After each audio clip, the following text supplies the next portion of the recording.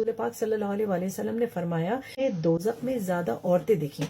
اور اس کی وجہ کیا تھی؟ شوہروں کی ناشکری کرتی ہیں۔ جب ان کی شادیاں نہیں ہوتی تو کہتی ہیں کہ کاش ہماری شادیاں ہو جاتی ہیں، اور جب ان کی شادیاں ہو جاتی ہیں تو کہتی ہیں کہ اس سے اچھی تو ہم بے شادی شدہ بھلی تھیں،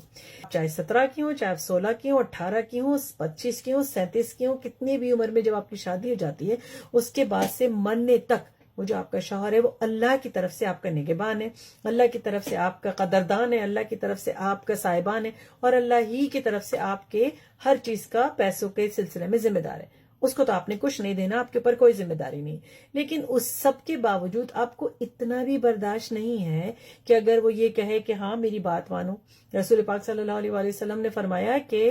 اللہ تعالیٰ نے اتنی بڑی، اللہ تعالیٰ نے شوہر کو درجہ دیا ہے کہ اگر اللہ کے علاوہ کسی کو سجدہ جائز ہوتا تو میں عورت کو حکم دیتا کہ وہ اپنے شوہر کو سجدہ کرے۔